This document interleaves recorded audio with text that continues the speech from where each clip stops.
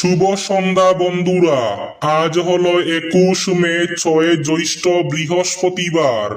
আজকের সন্ধ্যার বিশেষ বিশেষ খবরগুলি হলো, বিস্তারিত খবরে যাওয়ার আগে অবশ্যই ভিডিওটিতে একটি লাইক করে চ্যানেলটি সাবস্ক্রাইব করে পাশের বেল আইকনটি বাজিয়ে রাখবেন এবং ফেসবুক পেজটি ফলো করে ভিডিওটি অবশ্যই শেয়ার করবেন যাতে সঠিক তথ্যগুলো সবার কাছে পৌঁছাতে পারে। এবার শুনুন আজকের খবরগুলির বিস্তারিত। প্রথম খবর, এবার মাদ্রাসায়ও বন্দে মাতরম গাওয়া বাধ্যতামূলক, নির্দেশিকা জারি পশ্চিমবঙ্গে।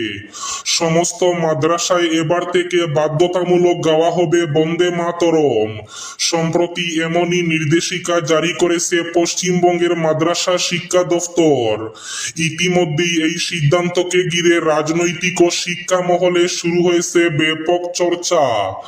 নতুন নির্দেশ অনুযায়ী সরকার পরিচালিত, সরকার পোষিত এবং স্বীকৃত সমস্ত মাদ্রাসায় ক্লাস শুরুর আগে প্রার্থনা সভায় বন্দে মাতরম গাওয়া বাধ্যতামূলক করা হয়েছে।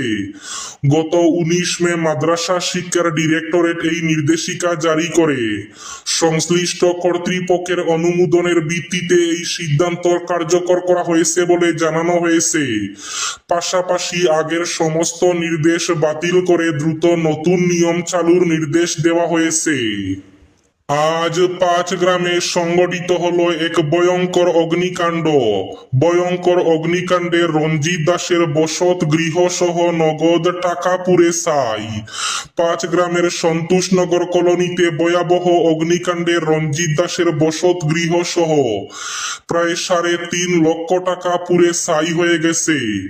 আজ দুপুরে বাড়িতে কেউ না থাকাকালীন আগুন লাগে। দমকল বাহিনী এবং স্থানীয়রা আগুন নিয়ন্ত্রণে আনলেও সব কিছু শেষ হয়ে যায়। বৈদ্যুতিক শর্ট সার্কিটকে প্রাথমিক কারণ হিসাবে ধরা হচ্ছে। সর্বশান্ত পরিবারকে সরকারি সহায়তার দাবি জানিয়েছেন স্থানীয়রা। চোখের সামনে পুড়ে ছাই বাদাম বিক্রেতার স্বপ্ন। রয়েছে টাকার স্তূপ, নীরবে বসে রয়েছেন ঘরের মালিক। আগুন কেড়ে নিল ঘর, স্বপ্ন আর 3.5 লক্ষ টাকার নগদ টাকা। লিফটের দরজার ফাঁকে 1.5 ঘন্টা আটকে মর্মান্তিক মৃত্যু ঘটল এক শিশুর। খেলার ছলে লিফটে উঠেছিল 7 বছরের শিশু। কোনোভাবে লিফটের দুটি দরজার মাঝে আটকে পড়েছিল সে। হাজার চেষ্টাতেও কিছুতেই নিজেকে মুক্ত করতে পারেনি। শেষ পর্যন্ত দম বন্ধ হয়ে সেখানেই মৃত্যু হলো শিশুটির। এই মর্মান্তিক ঘটনা ঘটেছে মহারাষ্ট্রের পুনে শহরের একটি বহুতলে। জানা গিয়েছে মৃত শিশুর নাম শিবাঙ্গ। পুনের শ্রীনগর রোড সংলগ্ন নিম্বাজনগর এলাকায় রিদ্ধি সিদ্ধি অ্যাপার্টমেন্টে দুর্ঘটনাটি ঘটে। রাতে খেলতে খেলতে আবাসনের লিফটে উঠে পড়েছিল 7 বছরের শিবাংশ। কৌতূহলের বশে লিফটের বেশ কয়েকটি বোতাম একসঙ্গে টিপে দিয়েছিল সে। এরপরই ভয়ঙ্কর কাণ্ড হয়। লিফটটি স্বয়ংক্রিয়ভাবে উঠানামা করতে শুরু করে। আজ থেকে শুরু হয়েছে ষোড়শ অসম বিধানসভার প্রথম অধিবেশন। 4 দিন ব্যাপী কর্মসূচির মাধ্যমে হিমন্ত বিশ্ব শর্মা নেতৃত্বাধীন সরকারের দ্বিতীয় মেয়াদের প্রথম বিধানসভা অধিবেশন আজ সকাল 9:30 থেকে শুরু হয়। রাজ্যপালের ভাষণের মধ্যে দিয়ে অধিবেশনের সূচনা হয়। মুখ্যমন্ত্রী হিমন্ত বিশ্ব শর্মা থেকে শুরু করে একে একে সকল বিধায়ক শপথ নেন। প্রোটেম স্পিকার চন্দ্রমোহন পাটোয়ারি বিধায়কদের শপথ বাক্য পাঠ করান। এরপর বিধানসভার স্থায়ী স্পিকার নির্বাচনের প্রক্রিয়া অনুষ্ঠিত হয়।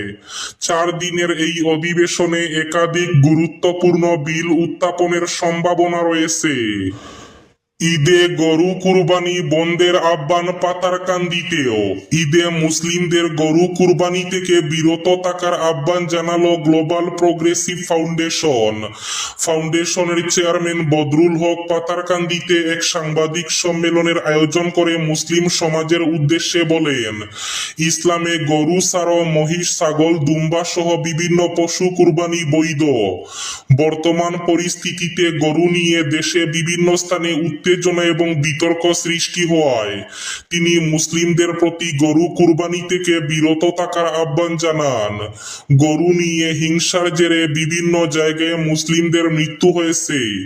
অসম সরকারও এসওপি জারি করেছে, মন্দিরের 5 কিলোমিটারের ভেতরে গরু কাটা নিষিদ্ধ। এদিকে সম্প্রীতির বার্তা, গোমাংস বক্ষণ নয়, পানগ্রামের সিদ্ধান্ত মুসলিম সমাজেরও। গোমাংস বক্ষণ ও গরু কেনা বেচা থেকে বিরত থাকার সিদ্ধান্ত নিল বৃহত্তর মুসলিম সমাজ।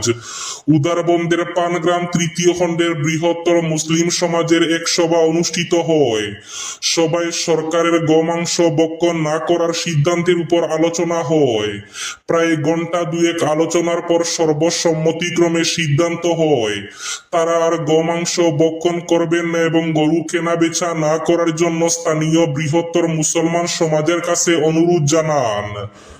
কাটিগড়া জালালপুরে জব কার্ডের টাকার নামে টাকা লুণ্ঠনের অভিযোগ, পৃথক পৃথক মামলা দায়ের। পশ্চিম কাটিগড়ায় বিভিন্ন সরকারি প্রকল্পে চলছে দালালের দপদপানি।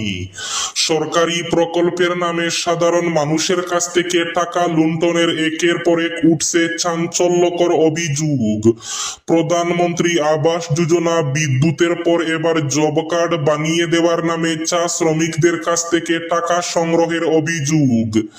জানা গেছে পশ্চিম কাটিগড়া তালকর গ্রান্টের বাটুলমারা এলাকার বেশ কয়েকটি চা শ্রমিক পরিবারের জব কার্ড বানিয়ে দেওয়ার নামে টাকা সংগ্রহ করেছে অজয় শুক্লবৈদ্য নামের ব্যক্তি। জব কার্ডের নামে একাধিক পরিবারের কাছ থেকে টাকা সংগ্রহ করলেও এখন পর্যন্ত জব কার্ড বানিয়ে দেয়নি বলে অভিযোগ করেন চা শ্রমিক লোকরা। তারা বলেন জব কার্ড বানিয়ে দেওয়ার নামে অজয় শুক্লবৈদ্য গত কয়েক মাস পূর্বে তাদের কাছ থেকে টাকা নিয়েছিল। অনেক দিন হয়ে গেল, এখন পর্যন্ত তাদেরকে জব কার্ড বানিয়ে দেয়নি এবং বর্তমানে জব কার্ডের কথা বললে অজয় তাদের সঙ্গে অভদ্র আচরণ করে বলে অভিযোগ করেন তারা। আনুষ্ঠানিকভাবে অসম বিধানসভায় বিরোধী দলনেতা হিসাবে নির্বাচিত হলেন প্রবীণ কংগ্রেস নেতা তথা 5 বারের বিধায়ক ও প্রাক্তন মন্ত্রী ওয়াজেদ আলী চৌধুরী। কংগ্রেস হাইকমান্ডের অনুমতি সাপেক্ষে কংগ্রেস বিধায়ক দলের বৈঠকে এই সিদ্ধান্ত গৃহীত হয়।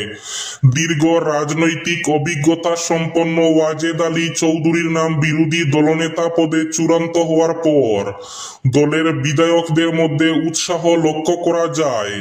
দলীয় সূত্রে জানা গেছে বিধানসভায় জনস্বার্থমূলক বিভিন্ন ইস্যুতে সরকারের বিরুদ্ধে শক্তিশালী ভূমিকা পালন করতেই তাকে এই গুরু দায়িত্ব দেওয়া হয়েছে।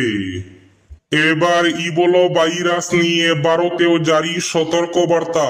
ইবোলা ভাইরাসকে গ্লোবাল হেলথ ইমার্জেন্সি ঘোষণা করেছে বিশ্ব স্বাস্থ্য সংস্থা। এবার ইবোলা নিয়ে ভারতেও সতর্কতা জারি হয়ে গেল। আজ বৃহস্পতিবার দিল্লির ইন্দিরা গান্ধী আন্তর্জাতিক বিমানবন্দরে এই মারণ ভাইরাস নিয়ে সতর্কতা জারি করা হয়েছে। ইবোলা ভাইরাস এখন কঙ্গো এবং উগান্ডায় মারণ রূপ ধারণ করেছে। বহু মানুষের মৃত্যু হয়েছে ইতিমধ্যে, আক্রান্ত শতাধিক। এদিকে এবার দিল্লির আন্তর্জাতিক বিমানবন্দর থেকে সতর্কতা জারি করে বলা হয়েছে যে নির্দিষ্ট দেশ থেকে কিছু দেশ থেকে আগত যাত্রীদের মধ্যে যদি কেউ অসুস্থ থাকেন বা ওই দেশ থেকে ট্রানজিট করেন তাহলে যেন অবিলম্বে বিমানবন্দরের স্বাস্থ্য আধিকারিকদের কাছে রিপোর্ট করেন।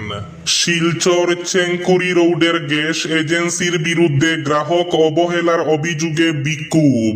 চেঙ্কুরি রোডের জেপি গ্যাস এজেন্সির বিরুদ্ধে গ্রাহকদের সঙ্গে অবহেলার অভিযোগকে কেন্দ্র করে আজ বৃহস্পতিবার উত্তেজনাপূর্ণ পরিস্থিতির সৃষ্টি হয়। আজ সকালে মোবাইলে গ্যাস ডেলিভারির নোটিফিকেশন পাওয়ার পরও নির্ধারিত সময়ে সিলিন্ডার না পেয়ে ক্ষুব্ধ হয়ে উঠেন বহু গ্রাহক। পরে তারা এজেন্সির সামনে জড়ো হয়ে ঘেরাও ও বিক্ষোভ প্রদর্শন করেন। অভিযোগ অনুযায়ী এজেন্সির কর্মীরা ফোন করে গ্রাহকদের রেফারেন্স নম্বর সংগ্রহ করলেও পরে সিলিন্ডার সরবরাহ করা হয়নি। স্থানীয়দের দাবি, গুদামে পর্যাপ্ত সিলিন্ডার মজুদ থাকা সত্ত্বেও সাধারণ গ্রাহকদের দেওয়া হচ্ছে না। তাদের সন্দেহ, সিলিন্ডারগুলি অবৈধভাবে কালোবাজারে বিক্রি করা হচ্ছে। গুজব উড়িয়েই চলল কাবুগঞ্জের গবাদি পশুর সাপ্তাহিক বাজার।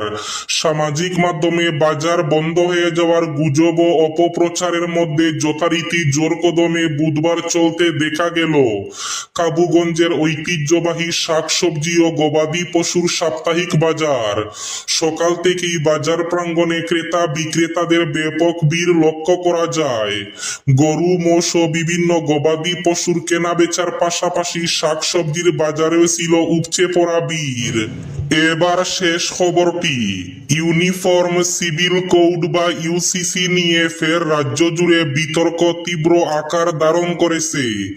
রাজ্যের মুখ্যমন্ত্রী হিমন্ত বিশ্ব শর্মা নতুন মন্ত্রিসভা গঠনের পর ইউনিফর্ম সিভিল কোড আইন পাশ করার ইঙ্গিত দেওয়ার পরিপ্রেক্ষিতে উত্তর পূর্ব ভারত এমারতে শরিয়া এবং নদওয়াতুত তামিরের পক্ষ থেকে তীব্র প্রতিক্রিয়া ব্যক্ত করা হয়। এদিন নদওয়াতুত তামিরের কেন্দ্রীয় কার্যালয়ে আয়োজিত এক সাংবাদিক সম্মেলনে উপস্থিত ছিলেন উত্তর পূর্ব ভারতের আমিরে শরীয়ত মাওলানা ইউসুফ আলী। সাংবাদিক সম্মেলনে বক্তব্য রাখতে গিয়ে নদওয়াতুত তামিরের কেন্দ্রীয় সাধারণ সম্পাদক মৌলানা আতাউর রহমান মাজার বুইয়া বলেন, ইউনিফর্ম সিভিল কোড ইসলামী আইন বিরোধী।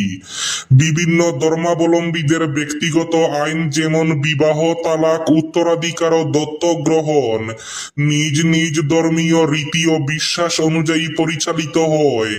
সেখানে অন্য কারো হস্তক্ষেপ গ্রহণযোগ্য নয়। এই ছিল আজকের সন্ধ্যার বিশেষ খবরগুলি। ভিডিওটি অবশ্যই লাইক করে শেয়ার করে দেবেন।